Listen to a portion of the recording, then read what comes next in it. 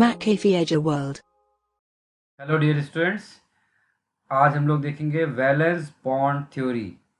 This theory was presented by the Heitler and London to explain how to covalent bond is form.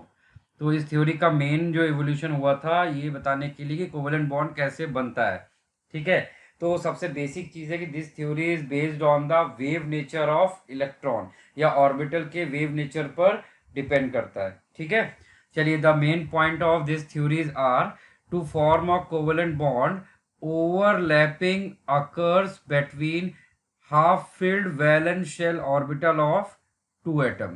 ऐसी दो atomic orbital जिनमें क्या है, one one electrons है, उनकी overlapping से कोवेलेंट बॉन्ड का फॉर्मेशन होता है, जिसको हम लोग शेयरिंग बोलते हैं. दूसरा, resulting bond acquires a pair of electron with opposite spin.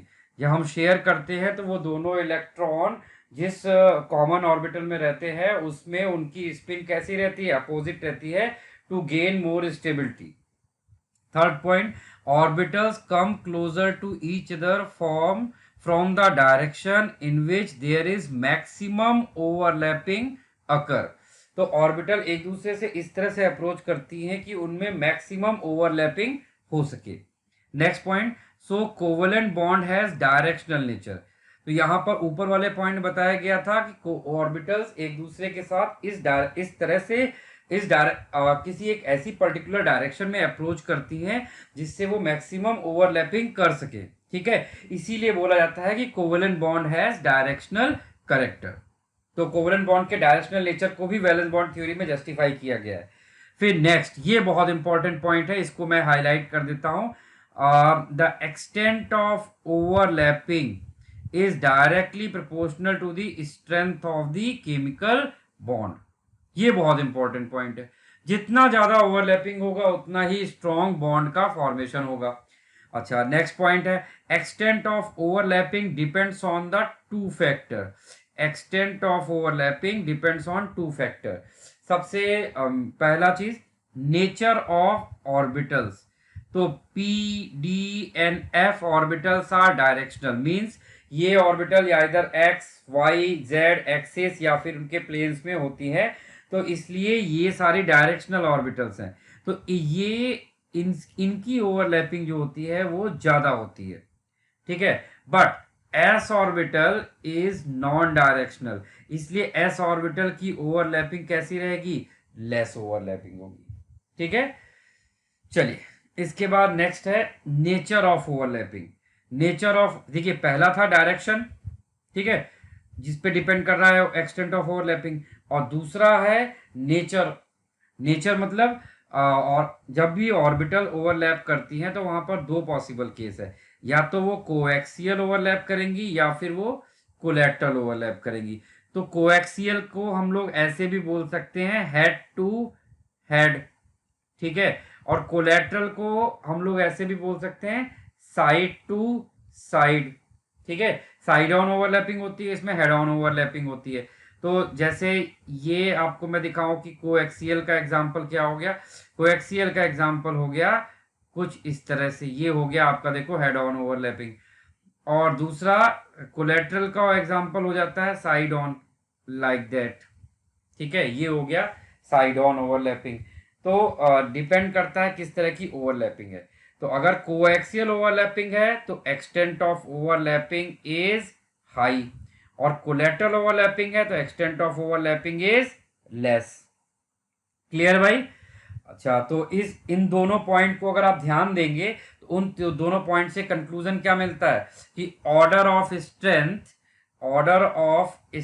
Of coaxial overlapping, उस तीन तरह की कोएक्सियल ओवरलैपिंग हो सकती है. एक तो पीपी, पीएस और एसएस, ये तीन तरह की कोएक्सियल ओवरलैपिंग हो सकती है. तो इनकी रिलेटिव स्ट्रेंथ कैसे रहती है, सबसे ज्यादा पीपी, क्योंकि ये कंप्लीटली डायरेक्शनल होती है. फिर एस और पी, इसमें से पी डायरेक्शनल है बट एस नॉन डायरेक्शनल है, और एस एस ये कंप्लीटली नॉन डायरेक्शनल है. तो जितना ज्यादा डायरेक्शनल नेचर कम होता जाएगा उतना उसकी बॉन्ड स्ट्रेंथ भी कम होती जाएगी. ठीक है भाई, क्लियर है बच्चों? तो इस तरह से हम लोग यहाँ पर वैलेंस बॉन्ड थ्योरी के ये सारे पॉइंट्स आपको याद रखने हैं। तो यहाँ पर ये तो सारे उन्होंने पॉइंट्स बताए थे। इसके अलावा अब ओवरलैपिंग होगी तो क्या सारी ओवरलैपिंग का रिजल्ट बॉन्ड बनता है? क्या सारी ओवरलैपिंग के रिजल्ट में बॉन्ड बनेगा? बताइए। नहीं भाई, सारी ओवरलैपिंग बॉन्ड का फॉर्मेशन नहीं करती। तो मैं आपको यहाँ पर कुछ और ओवरलैपिंग के एग्जांपल दे रहा हूँ, उनको भी पहचानिए और उनमें देखिए कि वहां पर बॉन्ड बनेगा या नहीं बनेगा। तो जैसे मैंने एक एग्जांपल दिया है ऐसा, एक ये p ऑर्बिटल है और एक ये दूसरी p ऑर्बिटल है, ठीक है। लेट अस सपोज कि ये pz ऑर्बिटल है और ये भी pz ऑर्बिटल है। तो अब इसमें मैं आपको एक केस दिखा रहा हूं कि ये प्लस माइनस, प्लस का मतलब यहाँ इलेक्ट्रॉन नहीं है, मतलब यहाँ कोई चार्ज नहीं है, मतलब यहाँ पर कोई भी, ये एम्प्टी है, और माइनस मतलब यहाँ पर इलेक्ट्रॉन है, मतलब ये हाफ फील्ड है। तो ऐसे ही यहाँ पर मैंने एक केस ये दिया, ठीक है। उसी जगह पर आप एक केस ऐसे भी देखिए। इसके अलावा और कैसे कैसे हो सकता है, यहाँ पर हम लोग एक ऐसे भी देख सकते हैं। लेट अस सपोज ये pz ऑर्बिटल है और एक s ऑर्बिटल है, ठीक है। इसका एक प्लस और इसका ये एक प्लस, और उसी जगह पर प्लस माइनस और यहाँ पर ये माइनस। ये समझो कि ये pz है और ये s है। तो इन दोनों को ध्यान दें। पहले चलिए इतने को डिस्कस कर लेते हैं। तो यहाँ पर देखिए कि कौन सी ओवरलैपिंग आपको लग रहा है कि बॉन्ड बनाएगी और कौन सी ओवरलैपिंग बॉन्ड नहीं बनाएगी। तो अगर आप यहाँ ध्यान से दीजिए, यहाँ पे एक इलेक्ट्रॉन है और यहाँ है वैकेंट ऑर्बिटल। एक इलेक्ट्रॉन और वैकेंट ऑर्बिटल ओवरलैप करेंगे तो कोई बॉन्ड नहीं बनता है, ठीक है। वहीं पर अगर एक ऑर्बिटल ऑर्बिटल या एक इलेक्ट्रॉन इलेक्ट्रॉन ओवरलैप करते हैं तो बॉन्ड बनता है। तो ओवरलैपिंग भी आपकी पॉजिटिव और नेगेटिव हो सकती है, ठीक है। तो ये जो एग्जाम्पल आपके सामने दिख रहा है, ये वाला कैसा है? ये वाला पॉजिटिव ओवरलैपिंग है। इसको हम क्या बोलेंगे? पॉजिटिव ओवरलैपिंग, ठीक है। और इस वाले को हम क्या बोलेंगे? इसको हम बोलेंगे निगेटिव ओवरलैपिंग, ठीक है भाई। अच्छा, नीचे वाले को देखिए। अब यहाँ पर प्लस प्लस यानी ऑर्बिटल ऑर्बिटल से ओवरलैप कर रहा है और यहाँ पर इलेक्ट्रॉन ऑर्बिटल से ओवरलैप कर रहा है। तो इस वाले केस में ये निगेटिव ओवरलैपिंग हो गया, ये वाला निगेटिव ओवरलैपिंग हो जाएगा। और ये वाले केस में कैसा हो? ये पॉजिटिव ओवरलैपिंग है। या तो इलेक्ट्रॉन इलेक्ट्रॉन से ओवरलैप करे या खाली ऑर्बिटल से ओवरलैप करे। दो ही केस होते हैं जब वो पॉजिटिव ओवरलैपिंग होती है, ठीक है। तो मैंने यही बताया कि यहाँ पर कि ओवरलैपिंग सारी ओवरलैपिंग बॉन्ड नहीं बनाती, सिर्फ पॉजिटिव ओवरलैपिंग से ही बॉन्ड बनता है, ठीक है। मैं यहाँ पर कुछ और एग्जांपल बनाता हूँ जिससे आपको और थोड़ा सा क्लियर होगा कि कैसे कैसे ओवरलैपिंग हो सकती है। अब जैसे मैंने समझो कि एक ये ऐसा बनाया है और एक मैंने ये बनाया, इस पे प्लस चार्ज है, इस पे प्लस, इस पे माइनस और इस पे माइनस। और एक केस मैंने ऐसा बनाया है, ये समझो pz ऑर्बिटल है और ये भी pz ऑर्बिटल है, ये pz है और ये भी pz है। इस पे माइनस है, इधर प्लस है, इधर प्लस, इधर माइनस। अब यहाँ पर देखिए कौन सी पॉजिटिव होगी कौन सी निगेटिव होगी, ध्यान से देखिए। तो यहाँ पर प्लस प्लस और माइनस माइनस ओवरलैप करेंगे तो दिस इज पॉजिटिव ओवरलैपिंग। और इस वाले को हम क्या बोलेंगे? दिस इज निगेटिव ओवरलैपिंग, क्योंकि यहाँ पर एक इलेक्ट्रॉन एक वैकेंट ऑर्बिटल और एक वैकेंट ऑर्बिटल एक इलेक्ट्रॉन से ओवरलैप कर रहा, कोई बॉन्ड का फॉर्मेशन नहीं होगा यहाँ पर, ठीक है भाई। चलिए और भी केसेस देखते हैं इसी तरीके के। कुछ और भी ऐसे अजीब से एग्जांपल्स आपको यहाँ पे देखने हैं। जैसे कि हमने एक यहाँ पे बनाया कुछ इस तरह से, ये एक p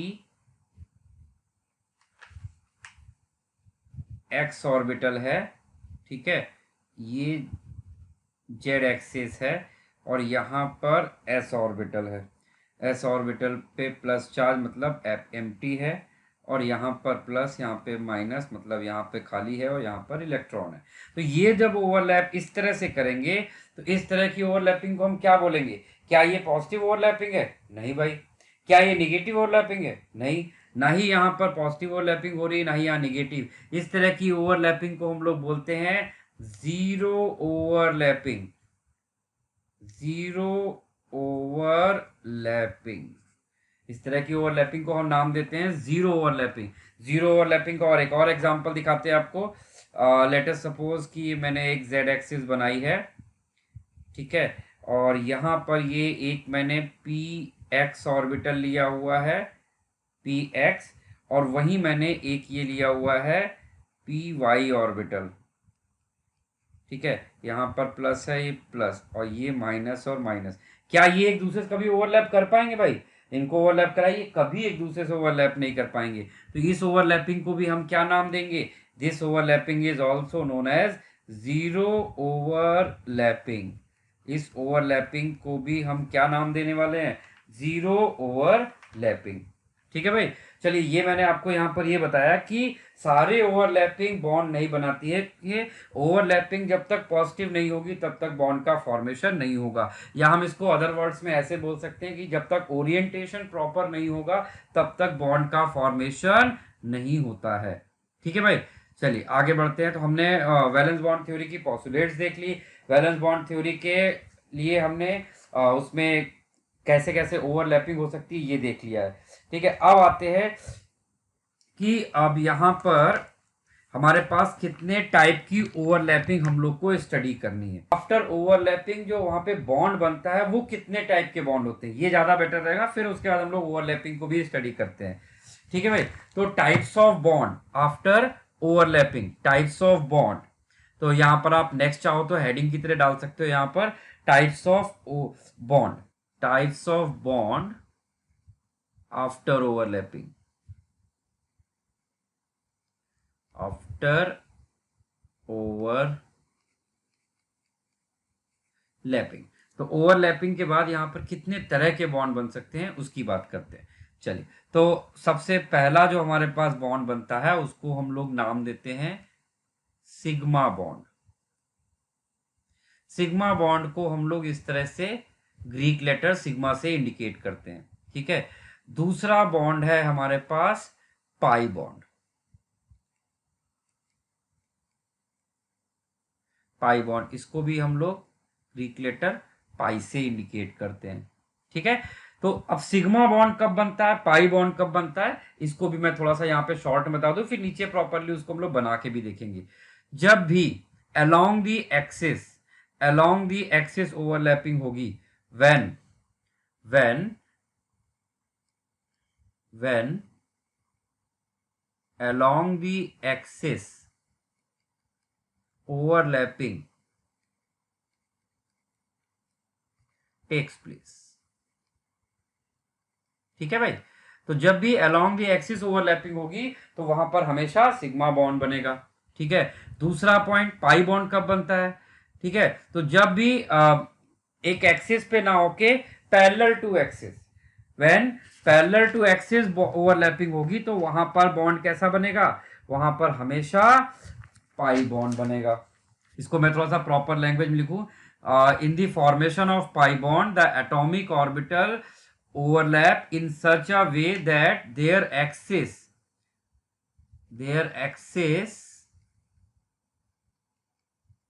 remain parallel to each other, remain parallel to each other।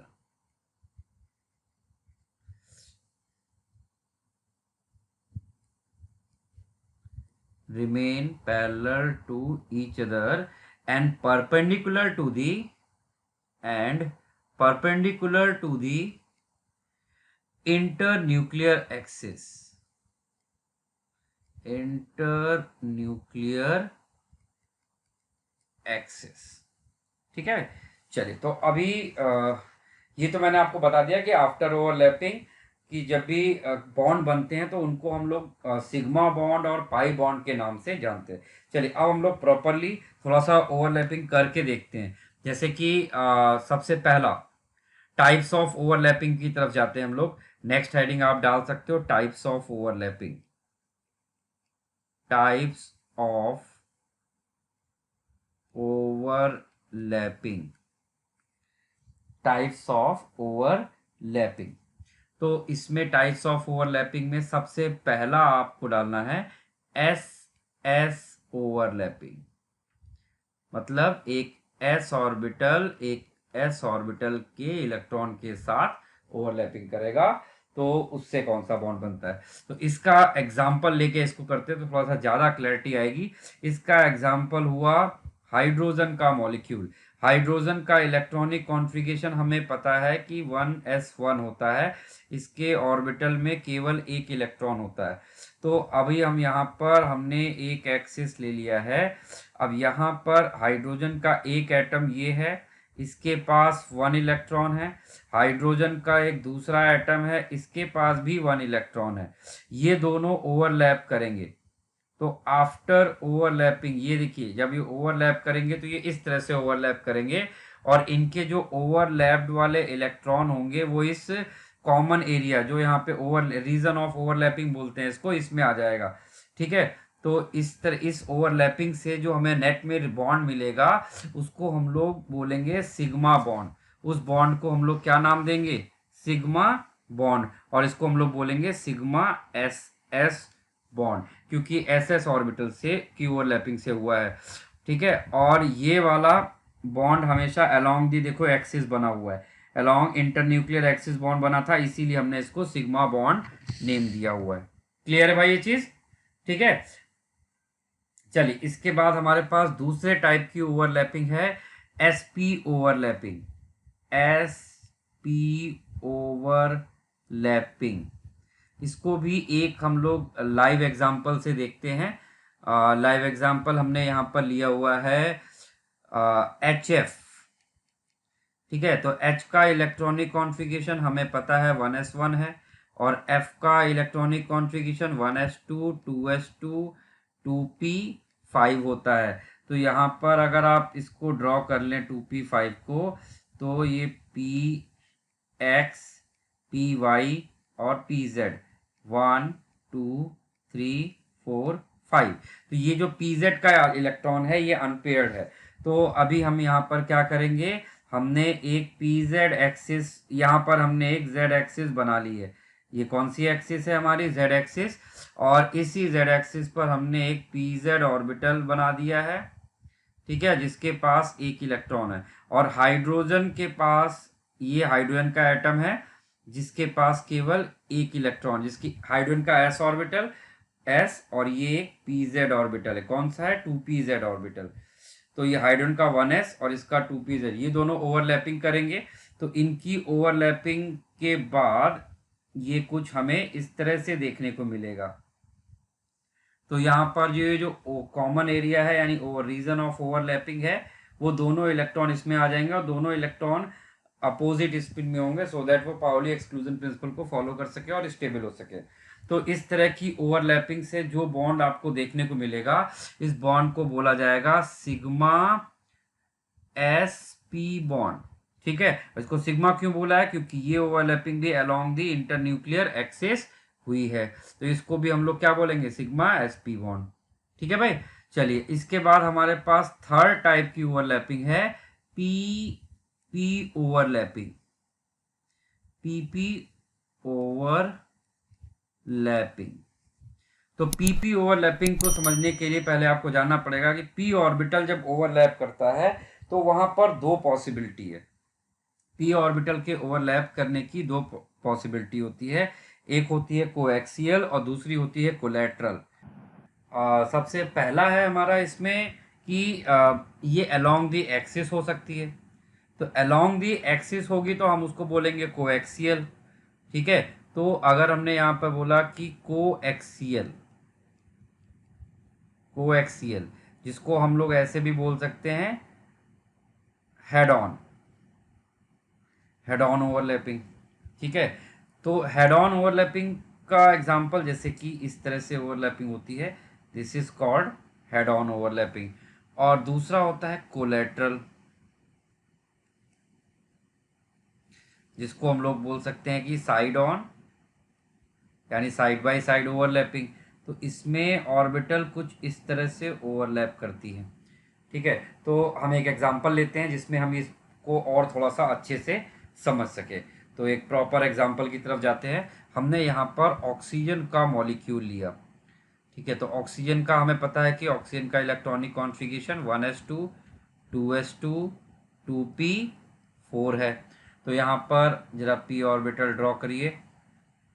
यहाँ पर हमने p ऑर्बिटल्स को ड्रॉ किया, px py pz। तो इलेक्ट्रॉन फिल किए 1 2 3 4। तो आप देख सकते हैं यहाँ पे पी वाई और पी जेड, ये दो एटॉमिक ऑर्बिटल हैं जिसमें अनपेयर्ड इलेक्ट्रॉन प्रेजेंट है। यही दोनों एटॉमिक ऑर्बिटल ओवरलैपिंग में बॉन्ड फॉर्मेशन के लिए रिस्पॉन्सिबल होंगी। चलिए, तो अब हम लोग इसको थोड़ा सा यहाँ पर ड्रॉ करते हैं। सी, ये हमारी एटॉमिक ऑर्बिटल्स है, दोनों ऑक्सीजन एटम की ऑर्बिटल। ये वाली हमारी जो जेड एक्सिस पे है ये पी जेड ऑर्बिटल है, जो एक्स एक्सिस पे है ये पी एक्स है, और जो वाई एक्सिस पे है इसका नाम है पी एक्स ऑर्बिटल। अब इनके अंदर हम इलेक्ट्रॉन फिल करते हैं। तो x axis sorry Z axis पे देखिए एक अनपेयर्ड इलेक्ट्रॉन है, और जेड एक्सिस पे यहाँ पर एक अनपेयर्ड इलेक्ट्रॉन है।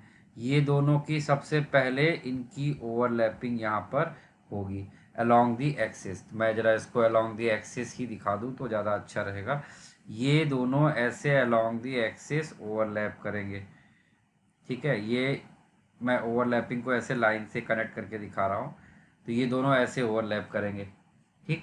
उसके बाद हमारे पास कहाँ पर इलेक्ट्रॉन प्रेजेंट है, unpaired electron P Y axis पे, ठीक है। तो हमने एक पी वाई एक्सिस पिक की, पी वाई एक्सिस पे एक अनपेयर्ड इलेक्ट्रॉन है और इधर पी वाई एक्सिस पे एक अनपेयर्ड इलेक्ट्रॉन है। इन दोनों की हमने ओवरलैपिंग करवा दी। क्लियर। तो आप यहाँ पर देखेंगे कि जब ये दोनों ऑर्बिटल दोनों एटम्स की एटॉमिक ऑर्बिटल ओवरलैपिंग के लिए आगे बढ़ेंगी, सबसे पहले कौन सी ऑर्बिटल कांटेक्ट में आएगी, सबसे पहले ये पी जेड ऑर्बिटल कांटेक्ट में आएंगी और अलोंग दी एक्सिस आएगी। तो अलोंग दी एक्सिस आने की वजह से ये यहाँ पर कौन से बॉन्ड का फॉर्मेशन करेगी, सिग्मा पी पी बॉन्ड का फॉर्मेशन करेगी, ठीक है। और जब ये ओवरलैपिंग कंप्लीट हो जाएगी, then only in very little extent ये दोनों पी वाई ऑर्बिटल एक दूसरे से ओवरलैप कर पाएंगे, और उस ओवरलैपिंग के रिजल्ट में जो हमको बॉन्ड मिलेगा उसको हम नाम देंगे पाई पी पी बॉन्ड, ठीक है भाई। तो इस तरह से आपने देखा कि जब भी पाई बॉन्ड बन रहा है, पाई बॉन्ड कभी अकेला नहीं बनता, सबसे पहले सिग्मा बॉन्ड बनता है, ठीक है। और सिग्मा बॉन्ड कंप्लीट होने के बाद पाई बॉन्ड बनने की पॉसिबिलिटी आती है, ठीक है। चलिए, तो ये सारे आपने देखा कैसे सिग्मा बॉन्ड और पाई बॉन्ड बनता है। अब यहाँ से हमें कुछ कंक्लूजन्स मिले हैं, उनको हम लोग थोड़ा सा हाईलाइट करके यहाँ पर अच्छे से लिख लेते हैं। सबसे पहला आपने नोटिस किया, extent of overlapping. Extent of overlapping, extent of overlapping किसका ज़्यादा है भाई, एक्सटेंट ऑफ ओवरलैपिंग किस में ज़्यादा था, हेड ऑन में या साइड ऑन में। तो एक्सटेंट ऑफ ओवरलैपिंग आप देखेंगे कि सिग्मा पीपी की extent of overlapping pi PP से ग्रेटर है। तो अभी पीछे आपको हाइपोथेसिस में बताया गया था कि strength of covalent bond is directly proportional to the extent of overlapping. इससे क्या पता चला कि sigma bond is stronger than pi P P bond, ठीक है। दूसरा इंपॉर्टेंट कंक्लूजन क्या था कि पाई बॉन्ड कभी भी अकेला नहीं बनता, पाई बॉन्ड ऑलवेज, इसको चाहो तो आप लिख भी लो, pi bond always formed along with sigma bond. Pi bond कभी भी अकेला नहीं बनता, ये हमेशा सिग्मा बॉन्ड के साथ में बनता है, ठीक है। अच्छा, अब एक इम्पॉर्टेंट चीज़ है जो पीछे हाईलाइट नहीं की गई थी, कि जब भी आपने बॉन्ड नोटिस किया है, दो एटम के बीच में कितने बॉन्ड होते हैं, वन बॉन्ड होता है, टू बॉन्ड होता है, ट्रिपल बॉन्ड। तो हमारे पास जब भी एटम के बीच में बॉन्ड बनेगा तो थ्री पॉसिबिलिटी होती है। एक तो ट्रिपल बॉन्ड हो सकता है, ठीक है, एक हमारे पास डबल बॉन्ड हो सकता है, ठीक, और एक हमारे पास हो सकता है सिंगल बॉन्ड। एक हमारे पास क्या हो सकता है, सिंगल बॉन्ड। तो जब सिंगल बॉन्ड होता है तो उस वक्त तो वो सिर्फ और सिर्फ सिग्मा बॉन्ड के फॉर्म में ही रहता है, लेकिन जब एक डबल बॉन्ड बनता है तो वो 1 सिग्मा होता है एंड 1 पाई बॉन्ड होता है वो, ठीक है। और जब ट्रिपल बॉन्ड बनता है तो उसमें 1 सिग्मा होता है और 2 पाई बॉन्ड होता है। क्लियर है? तो यहां से आप देख सकते हो कि अगर हम सिग्मा और पाई बॉन्ड की स्ट्रेंथ देखेंगे तो sigma bond is stronger than pi bond, ठीक है भाई।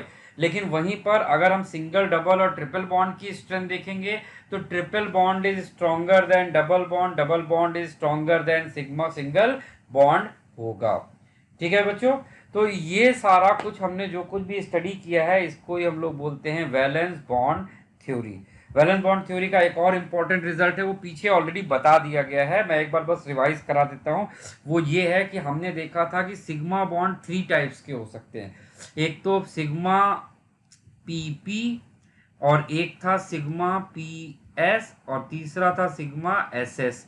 इन तीनों में से अगर हम बॉन्ड स्ट्रेंथ का ऑर्डर बनाएंगे तो बॉन्ड स्ट्रेंथ किसकी सबसे ज़्यादा होगी? सिग्मा पीपी की, फिर सिग्मा पीएस, और सबसे लीस्ट होती है सिग्मा एसएस। रीज़न, क्योंकि ओवरलैपिंग डिपेंड करती है डायरेक्शन पर, और इनमें से सबसे ज़्यादा डायरेक्शनल नेचर किस में है? पीपी बॉन्ड में, फिर पीएस में, और फिर एसएस में, ठीक है भाई। तो ये हमारा वैलेंस बॉन्ड थ्योरी का कॉन्सेप्ट कंप्लीट होता है। क्लियर है बच्चों? चलिए हम लोग आगे इसको आगे कंटिन्यू करेंगे। नेक्स्ट क्लास में हम लोग हाइब्रिडाइजेशन और वीएससीपीआर थ्योरी वगैरह देखेंगे, ठीक है। Thank you.